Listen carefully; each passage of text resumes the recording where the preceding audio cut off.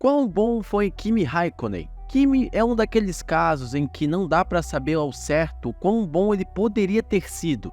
Isso porque o próprio piloto não se mostrava lá muito interessado em buscar coisas mais além do que já tinha conquistado na Fórmula 1. Mas dá pra gente falar o que ele foi. Vocês acreditam que tem gente que acha que o Raikkonen é só um meme, que o Raikkonen é só uma piada, que o Raikkonen é só um piloto que não gostava de dar entrevistas ou que simplesmente gritava nos rádios perguntando aonde está o drink dele?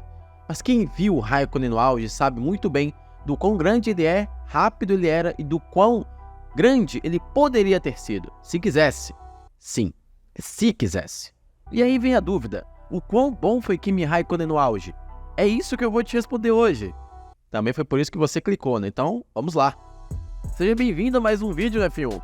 E hoje eu vou te contar um pouco sobre o auge do piloto mais gelado do grid.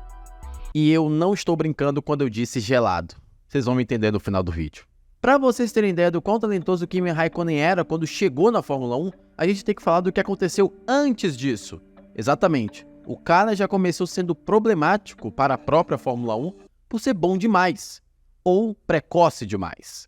Quando ainda estava na Fórmula Renault inglesa, da qual foi campeão da temporada, vencendo 7 de 10 corridas em 2000, e com o apoio do seu empresário, David Robertson, ele foi oferecido às equipes de Fórmula 1 da época. Sim, um piloto de categorias muito inferiores em relação à Fórmula 1 foi oferecido diretamente para equipes da categoria, e isso era praticamente normal naquela época. Hoje em dia a gente sabe que por regulamento não pode mais um piloto entrar jovem demais na Fórmula 1 por medo de causar problemas, mas na época, Raikkonen conseguiu, mesmo que com muitas polêmicas.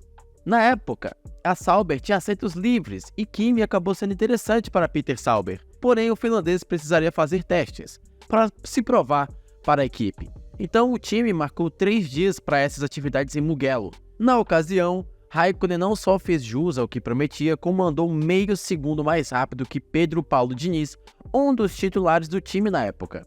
Dizem até que Schumacher, que também estava fazendo testes que também fazia testes em Mugello naquele dia, ou melhor, naqueles dias, chegou a ir atrás de Peter Sauber para buscar informações sobre quem era aquele cara que estava virando tão rápido com o carro da Sauber.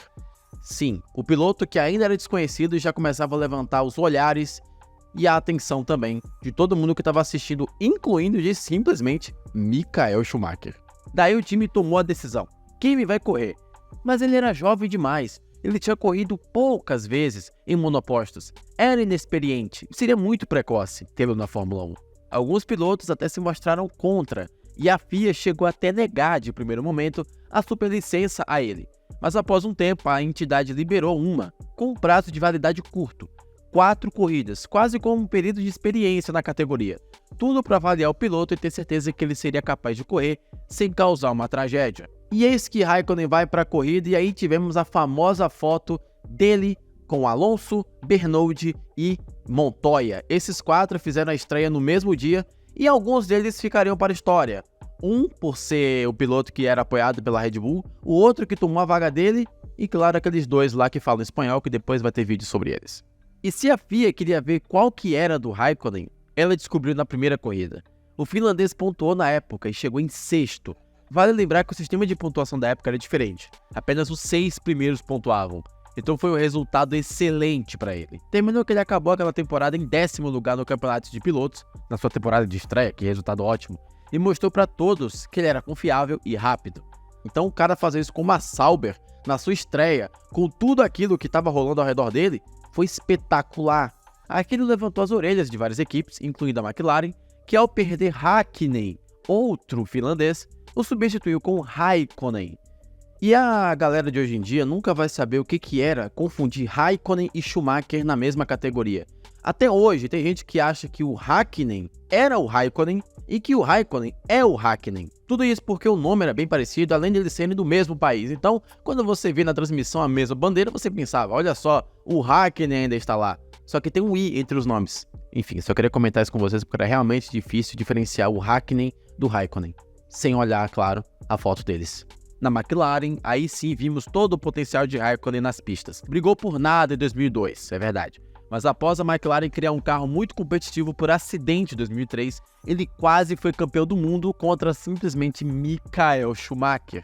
O título só não aconteceu por culpa de uma quebra que o tirou de marcar pontos importantíssimos naquele campeonato. Raikkonen estava liderando o GP da Europa quando o motor abriu o bico e simplesmente o deixou na mão. Basicamente, o Raikkonen ficou a ver navios e assistindo a corrida de fora.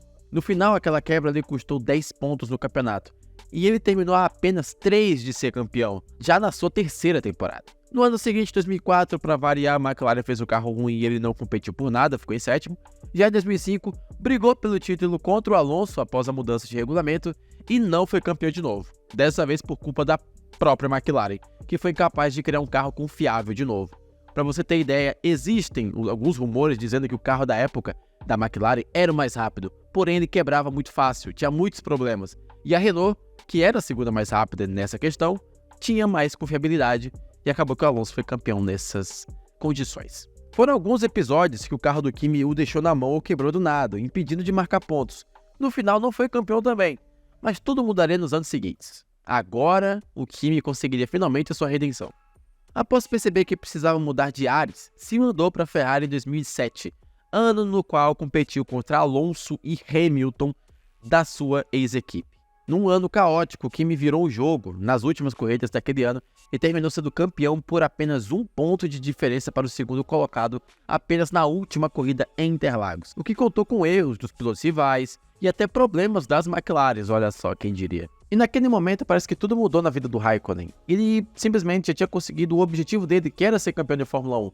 Meio que a fome de títulos passou, porque ele já tinha conseguido aquilo. E a partir daí, tudo mudou para o Raikkonen. Desde então, ele nunca mais foi aquele Raikkonen da McLaren ou aquele Raikkonen da Ferrari. Ele era só o Raikkonen. Acontece que a Ferrari queria o Alonso, mas não queria se desfazer do Massa após perceber que a motivação do finlandês tinha caído. Então ela ofereceu um trato. Ela pagaria o salário de Raikkonen até 2010, quando acabava o contrato, mas ele não poderia correr por nenhuma equipe na Fórmula 1. E, se ele fizesse isso, ele ainda ganharia um a mais. E, obviamente, o Raikkonen fez isso. Ele não correu na Fórmula 1, se mandou para o Rally e ainda ficou rico. Tem até uma foto dele no Rally, em que o carro está todo capotado e o Raikkonen sai do carro, fica em cima dele e tira uma belíssima foto para mostrar que ele estava super bem. Esse é o nosso Raikkonen. Daí, 2 anos depois, 2012, ele voltou para a Fórmula 1, quase faliu a Lotus no contrato de produtividade, voltou para a Ferrari e encerrou sua carreira na Alfa Romeo, ex-equipe Sauber. Inclusive, ele foi um dos poucos a correr, sair e voltar para a Ferrari da Fórmula 1. Algo único. Só o Raikkonen mesmo para viver essas coisas. Quem viu o Raikkonen correr sabe do... Quem não viu o Raikkonen correr acha que ele foi só um meme, que ele foi só um piloto que não gostava de dar entrevistas, um cara meio rabugento.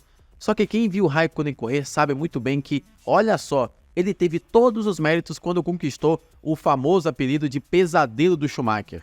Um cara que tinha começado na Fórmula 1 sob suspeita de todo mundo, que mal tinha experiência com carros de monopostos, simplesmente estava desafiando um dos maiores pilotos da história, pelo menos até aquele momento. Simplesmente Raikkonen, que até outro dia começou na Sauber, foi para a McLaren e do nada quase foi campeão do mundo na sua terceira temporada na Fórmula 1. Faltou muito pouco para o Raikkonen carimbar a faixa de dominância da Ferrari na Fórmula 1. Por pouco, o Raikkonen não foi aquele mas da dominância da Ferrari. Por muito pouco. E olha que o cara estava só começando a carreira dele. Ele era o cara que marcava pole position com meio segundo à frente dos outros. O que ele fez em Suzuka em 2005, por exemplo, um absurdo de pilotagem. Largou lá de trás e venceu a corrida com uma ultrapassagem na última volta. Um daqueles que poderiam ter sido mais se quisesse. Mas ele estava feliz em trabalhar na Fórmula 1 e com o título que tinha conquistado, ganhando umas corridas aqui e ali. Desde o título, ele nunca mais disputou um campeonato à vera, mesmo sendo muito rápido ainda. Talvez porque os carros que deram a ele não eram tão bons assim. Mas quando o desafio era grande, às vezes ele não correspondia como a gente esperava. Só que aquilo, ele já tinha conquistado a missão de ser campeão. Não julgo. Ele é o último campeão da Ferrari até hoje. Está na história. Dá para entender o porquê que o Raikkonen simplesmente não quis mais brigar por nada. O que não dá para entender é por que colocaram o Raikkonen nessa McLaren de gelo. Eu até entendo que o apelido dele era Homem de Gelo, porque ele não falava muito, era um cara mais caladão e tal, mas não sei se precisava fazer isso a vera e colocar ele dentro de uma McLaren de gelo. Se bem que ia jogar pela McLaren de carbono que se quebrava mais que papel, até que aquela de gelo não era tão problema assim. Provavelmente quebrava menos. No fim, a resposta para o vídeo é óbvia e bem simples. Raikkonen não era só rápido, mas assustadoramente rápido.